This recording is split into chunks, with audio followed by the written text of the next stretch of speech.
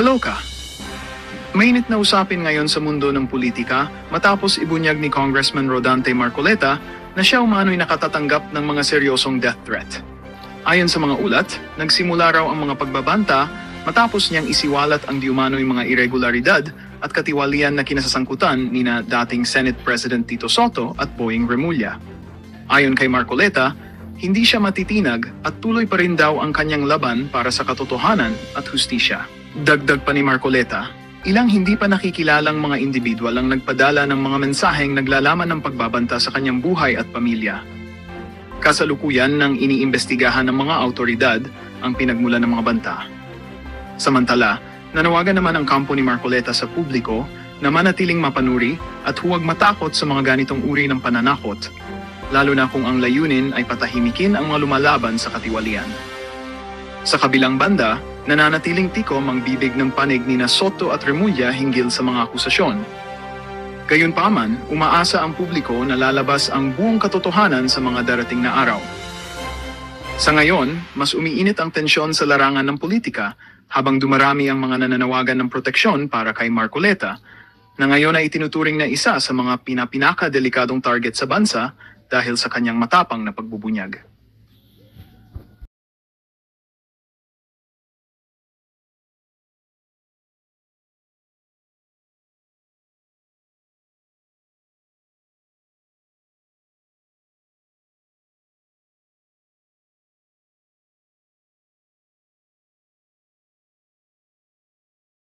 Congress, si Sandro Marcos, si Adjong, si Zia ano ba 'yon?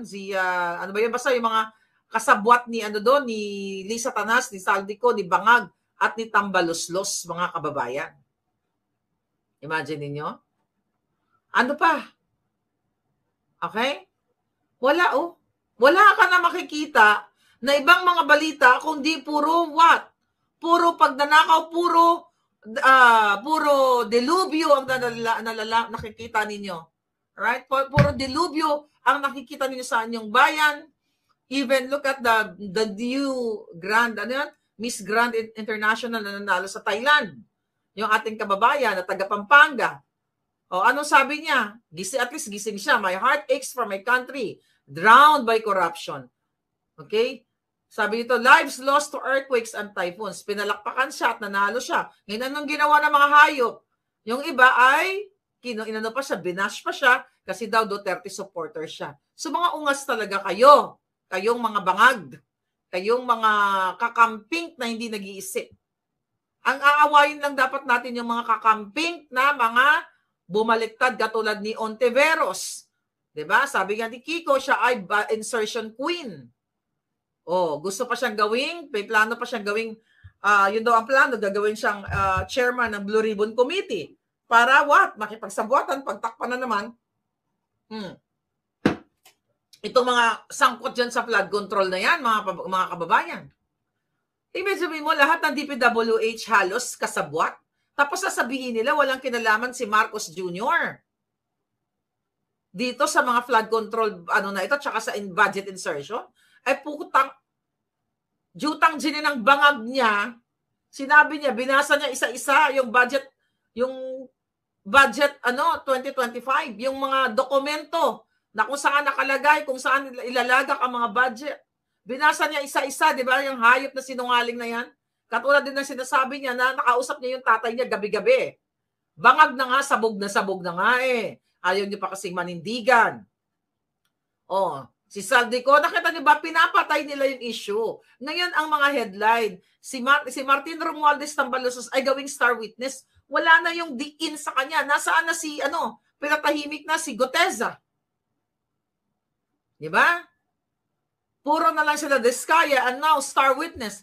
Wala nang pagdiin doon sa mali-malitang tinatransport ni Martin Romualdez. Transport sa bahay na kay Saldico, pinapatay nila yung issue. Binabalikan nila, kino-cover up na nila. Kaya nga, independent cover-ups. Yung ginagawa nila dyan sa ICI na yan. So, pinapalitan nila na parang ngayon bida pa si Tambaloslos, si Martin Romualdez, na siya pa ngayon ang gagawing star witness or state witness. Di ba? Dahil nga gusto nilang pagtakpan, hindi pwede na ang mga taga-DPWH lang na mga inhinyero, di ba, na mga district chuba-chuchu dyan, na sila lang ang nagdesisyon yan. Kasabwat ang Congress, kasabwat ang Senado, at permado ni Bangag. Kaya nga sabi ko sa inyo, protector si Bangag, si Lisa Tanas ang mastermind. Si Tambalos ang the godfather. At itong mga asong ulol, ito yung mga kasabwat nila na nagdanakaw din.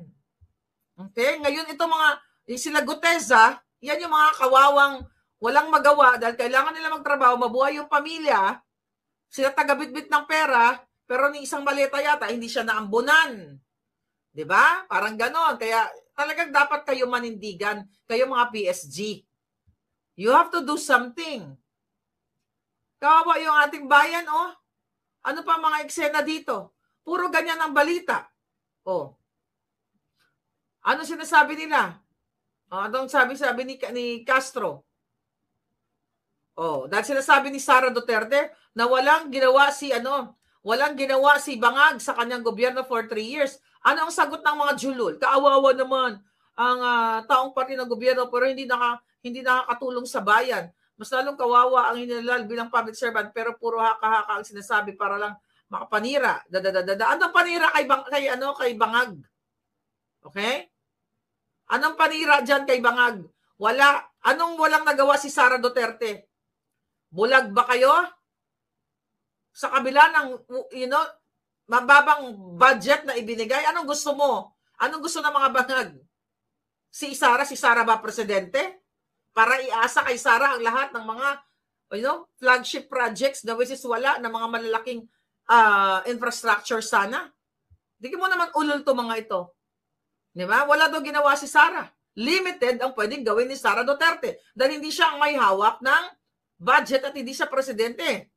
Kung hindi sana siya nag-unit team at hindi siya nagpabudol kay Amy Marcos, dahil sinabi naman ni Inday Sara na nabudol siya, well, kasama si Amy Marcos na nabudol. I hope hindi siya mabudol for the second time around. Nabudol tayong lahat. O, kung hindi sana si Inday nagpabudol, sana siya ang presidente. Kaso, nabudol tayong lahat. Kaya yung mga nagsasabi-sabi ng mga ulul, na mga nagsisira kay Maharlika, na sinasabi, huwag kayo maniwala kay Maharlika. Kasi ano yan? Marcos talaga yan. Diba? Ito yung mga Dutertards na tinatawag o mga alpoteras. Huwag daw maniwala kay Maharlika. Eh bakit hindi nyo sabihan si Inday? Marcos, andan si Amy, nakasundot, sa puwet ni Inday. Kasi yung mga nagsasabi nito ay mga makakaliwa, mga double agent. Nagkamali ba ako dito kay Poklang Regal Shaker? Nung ipinagtanggol ko si Hanilet? O, tignan nyo ngayon. Nagkamali ba ako sa sinabi ko yan? Tsaka hindi naman ako nag-follow dyan kaya I don't need to unfollow. Kayo naman. Ginagamit lang kayo. O, tapos nasirain si Maharlika. Dahil tinitira ko si Amy. Ako si Maharlika, talagang Marcos yan. Bakit? Bagong balita ba yan? Eh di bulljacket din natin si Inday dahil Marcos din siya. Eh, siya nga, inangat pa niya yung kamay ni Bangag, nag-partner pa sila. Ako ba? Nag-partner ba ako? Nag-angat ba ako ng may political power ba ako? Wala. So yan ay strategy ng mga Marcos. Ni Lisa Tanas. Kasi si Amy Marcos, yung putang inang babalo na yan, at ang pamilya na nabuhay sa pagnanakaw, sabi ko nga, hanggat sa kapu-apuhan nila, ang nilalamon nila nakaw sa bayan. So ngayon, kung ayaw niyong manindigan, ay abutin niyo yung baha. Baka sa susunod, burado na ang Visayas, burado na ang Mindanao, di ba? Illegal quarrying, mining, dyan sa Mindanao, dahil pinapayagan niyo ang tambalustos, si Lisa Tanas, na ubusin ang kabundukan ninyo. Di ba? Nasa inyo yan. Mga kababayan. Oh, ngayon itong mga hayop na to, itong Bangag administration, pinupondohan ng kanila mga trolls. Yeah, even yung mga mga kunyari kumakampi kay Sara Duterte, kay Inday, bayad. Temo nakakapag yun ng mga jobless. Pero they can travel, walang mga trabaho, they can travel around what? Around Manila, around the Philippines o abroad. So mag-isip-isip kayo. Bago nyo sabihin o bago kayo maniwala sa mga hayop na si Marlica ay original Marcos, which is totoo naman. Hindi naman natin, Diyos ko, kahit tignan nyo, binubura ko ba wala tayong binuburang mga video in the past, kasi yan ang footprints, kumbaga, ni Maharlika. Yan yung mga milestone ko at yung mga dirty stones from the Marcos, from supporting the Bangag. Diba? Hindi yan itinatago. Agosto, bago pa nga naupo si Bangag, ay kinondina ko na siya. Diba? Bago pa niya inupo si Robles, kaya galit na galit sa akin yung mga putang inang yan, bago pa inupo yan si Robles as general manager, kinondina ko na yan si Bangag Jr. Na ang sinabi ko, wala rin pala tayong balikan nyo, nasabi ko, anong mangyayari dito? Nag-a-appoint tayo ng mga bahid ng pagnanakaw ng mga putang ina. O anong inano, di ba? Nagtuloy-tuloy ako. Kasi hindi ako pumayag na ako ay maging kasapi ng mga bangag at ng mga magnanakaw. Di ba? So yan ngayon, ang mga nagsasalita like me, okay? Yan ang tinitira talaga ni Bangag, ni Bangag at ni Lisa. Ngayon, alam niyo ba dyan sa Duterte Street? Yang si Chipmunk, okay? May pinadala sa akin at yung si Geraldine na nakilala ko, pinagbabawalan na sila din. Pinagbabawalan na bawal talaga ang Marcos Bangag. Marcos resign doon. Eto, babasahin ko. Okay, babasahin ko yung letter. Maiba lang ako, mga kababayan. Okay? Ano ang sabi dito? Ang sabi ni Geraldine, ikaw Geraldine, anong kaputahan na naman ito? May message siya kay Den. Hi Den, please be informed po that based on legal term po. Sabi niya, anong kaputahang legal term? Yeah, it is not allowed po anyone other than the Duterte Street permit holding to place anything in Duterte Street without the approval of the Chipmunks. Since the official permit po, okay, sabi niya, sa DENAG is officially named under the Chipmunks. Sabi niya, which is hindi naman taga doon, sinungaling to is representing the voices po of their entire Duterte volunteers team together. So please be advised this message as an official reminder po, and your entire individual and in your entire individuals with you accordingly, so that we make sure that we will able to maintain the Den Haag Duterte Street into a very pleasant and good positive energy place to welcome everyone. To welcome everyone. Sabi niya dito, those visitors coming from all over the world. So if you have further questions, please do not hesitate. Bawal. Basta ang inaano dito, hindi pwede magdala ng mga Marcos resign. Now you know, in-expose nila bulilit ng Team Alindog. Nakita ninyo? Pagmamay-ari na nila yung Duterte Street. Tapos kasama nilang mga NPA. Pinangalanan ni Badoy nga yan, yung Baktol. Pinangalanan ni Lorraine Badoy. So mag-isip-isip kayo. Bakit bawal ang Marcos resign? Bakit bawal ang putang, sabi ko, alam nyo, gawin nyo kayo, if you really love Duterte, I challenge you, bumisita kayo dyan sa Duterte Street, maglagay kayo ng malaking placard, Marcos Bangag Jr. Tama na, sobra na. Marcos, wag nang resign, sabi ni Inday, kasi hindi naman mag-resign Marcos Addictus Benedictus. Maglagay kayo ng karatula, hindi nila pagmamay-ari ang street na yan. Kahit may permit sila, hindi nila pagmamay-ari ang street. Alam nyo na ngayon, nagalit kayo sa akin nung binolja ko si Poklang Regal Shaker. Kumampi pa ang mga alpot dyan. Now, yung sinasabi ko sa inyo, message ito. Yung si Geraldine, na isang bulati na lang ang hindi pumipirma. Bumabait naman sa akin. Kasi yung pala, Marcos Bangag resign, ilagay nyo, I challenge you people. From all over Europe, DDS Maisog, pumunta kayo sa Duterte Street, maglagay kayo ng malaking karatula. Marcos Bangag resign, tignan ko lang. Kanyo ba yung street na yan? Yan yung sinasabi ko sa inyo, mga kababayan. Okay? Ngayon, pinipigilan ni Chipmunk, pinagkitaan lang kayo ni Chipmunk, bilib na kayo. Diba? Ayaw kundinahin ang isang Marcos na nagpakidnap kay Bangag. Ano ngayon ang gagawin ninyo? Nandyan sa message, si Den ngayon na lumalaban dyan. Right? Si Jessica nandito. Jessica Cantor. So yan ang sinasabi ko. Tapos ngayon, nawalan na kayo ng gana, nagkaaway-away na doon. Pero ang totoo, si Amy Marcos ang pasimuno dahil si yung Geraldine na binanggit ni Bulilit, ni Rodi Bulilit, na may mga sinend sa kanya mga pictures, talagang yun ang sobrang Marcos noon pa, yun since birth. At ngayon, dahil binigyan sila ng pangpalitsyon ni Amy Marcos doon eh. Diba? Kaya naman, diba, ayaw, sabi ko nga, birthday ni PRRD, pinagbawalan ako. Bawal magsalita sa kidnapping ni Lisa Tanas at ni Marcos. Ikinorelate ko lang, kinorroborate ko lang ang mga pangyayari na, kumbaga, talagang gawain ng Marcos Jr. ang mangidnap ng tao, 2 bata na minor de edad. And now, then birthday ni Sara, 1-2, di ba? Birthday ni Sara. And now, yung ngayon, yung sila din doon, nag-argumento sila ng bonggang-bongga, nakita nyo naman. So, hindi magkakamali si Maharlika. Yung potang inang babalo na yang si Amy Marcos na yung lahat ng botox niya galing sa pera ng bayan. Yang si Lisa Tanas na yan, lahat yan galing sa pera ng bayan. Mga putang inang yan, pati mga apo nila galing sa pagnanakaw sa pera nyo. Nagpapauto kayo. And I hope, sabi ko nga, yung strategy ni Inday ay strategy na magdiwang tayo. Baka strategy, mabudol tayo for the second time around. Ginagago kayo.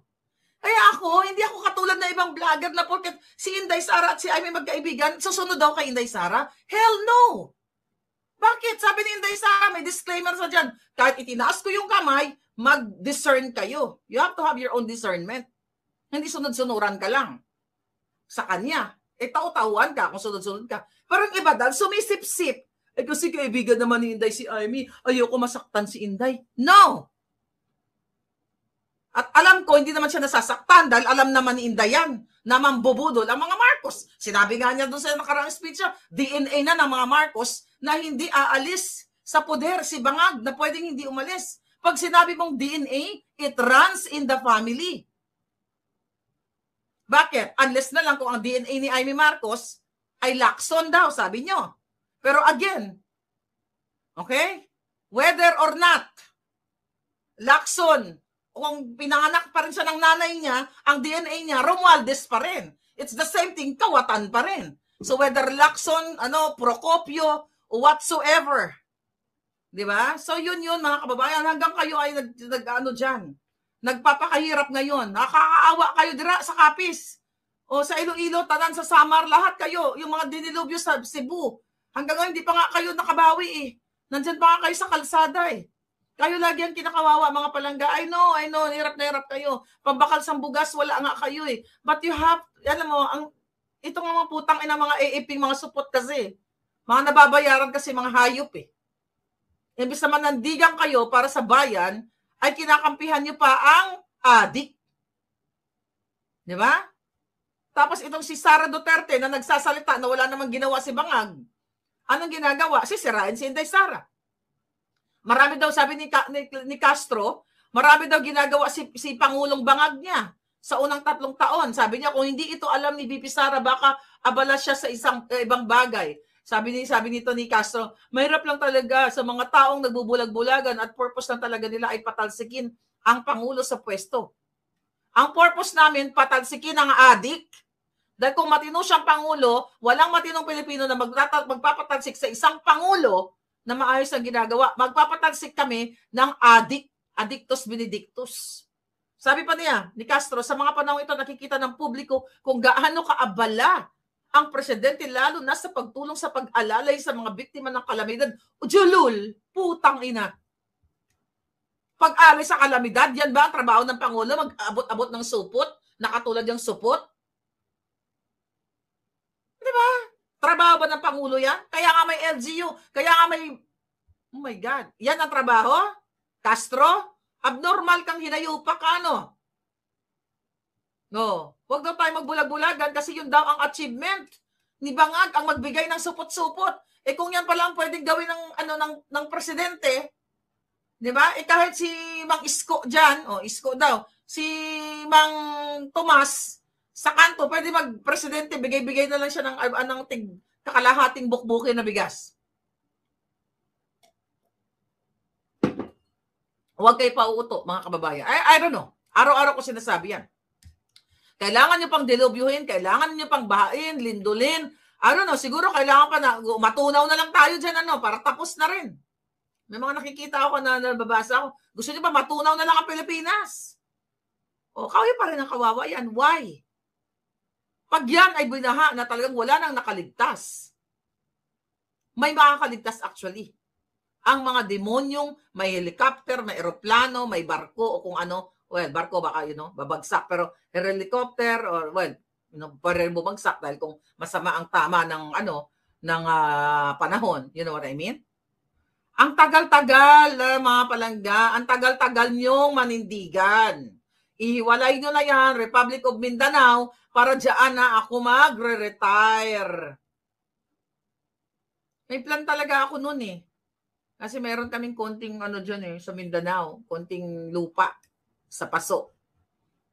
Meron kaming konting lupa dyan sa Paso na pwede namin pagyamanin sana, magtanim sana tayo ng mga bulak-bulak ba, ng mga kamote, yung simple life. Alam niyo yan, sinabi ko yan sa inyo, di ba? Sinabi ko yan dahil akala ko si Bangag Jr. ay talagang ibabalik pa nila yung mga ninakaw nila. Ay hindi. Di ba? Sabi ko, bigyan natin ng chance si Bangag kasi i-redeem nila yung sarili nila. Ako nag-expect talaga ako yung mga ninakaw, isasole para, yung ibabalik sa taong bayan. Ayan po, tangay na buong budget halos sa nakawin. 2023, 24, 25. Now, 26. Di ba? Tapos ang achievement ni Bangag, abala daw sa pagbibigay ng pagtulong sa kalamidad. Anong kaputang inahan yan? Mga palangga, ano yan? Yan ang achievement ng isang presidente. Wala ka man lang makita na malaking pinatayong infrastruktura, yung 100 million houses na sinasabi niya sa DHSUD, Department of Housing Development, di ba? Na pinamunuan ni Acuzar. Na yan, questionable din, ang dami din yung anomalya. Wala, nakalimutan nyo na, di ba? Ilang billion din ang mga dyan, na dorobo sa departamento na yan. Nakalimutan nyo na. 6 million housing sa buong year daw niya. 1 million houses sa bawat taon. Asa na yung 1 million houses na yun? Nakaagom ba kayo? Ano mo, yung housing na yan. DPWH, DILG, DILG, DOG, lahat mga kawatan.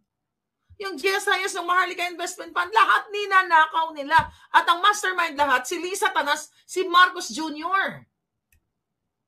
Kaya ngayon, si Kiko Barsaga, dahil nagsalita na, kayo mga taga-Mindanaoan, dahil kayo umaatikabong o umiigting ang inyong mga paninindigan, di ba? I think it's time na maghiwalay ang Mindanao sa Luzon dahil ninanakaw lang ang pera ng bayan ng mga taga-Luzon na mga magnanakaw, which is yung mga politiko. Maybe it's time to revisit the Constitution, chuchu.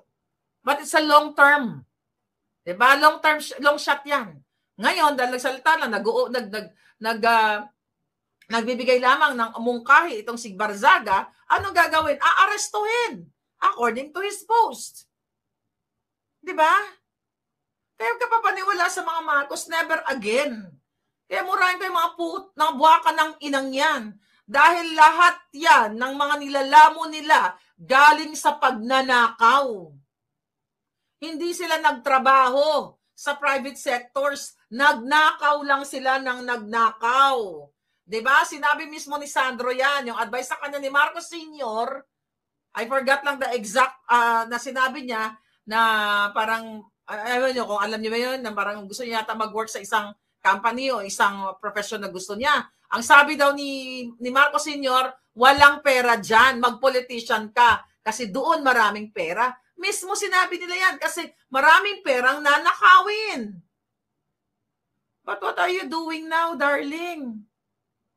Ito naman mga support na mga AFP, PNP, kayo naman na hindi naman kayo nagnanakaw, kayo sunod-sunuran na para kayong mga aso ni Lisa Tanas na nakikita nyo naman.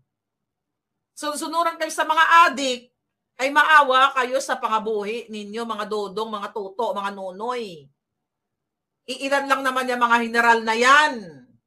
Kailangan ninyo silang what? Kailangan ninyo silang panagutin sa kanilang pagnanakaw.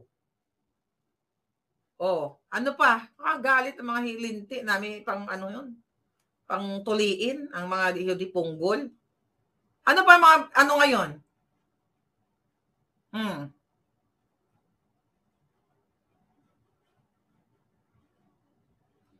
Ano to?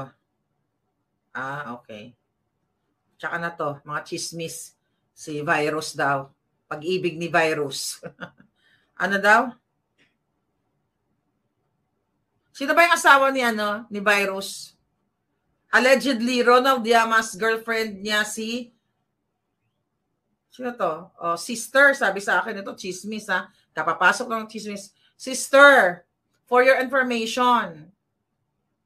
Si Ronald Llamas daw, girlfriend niya si Happy. Sister daw ni Yeda Romualdez. Okay? Allegedly, dahilan kung bakit nagiwalay si Virus before. Ano to mga chismak na ito? But anyway, yung mga chika na to, mga walay-walayan, it's about politics. Ang tanong kung sino-sino ba, magkano ba ang nakuha nila sa pagbiga-biga nila. At, anyway, may iba tayo, mga kababayan. I don't know. Yan si Byron.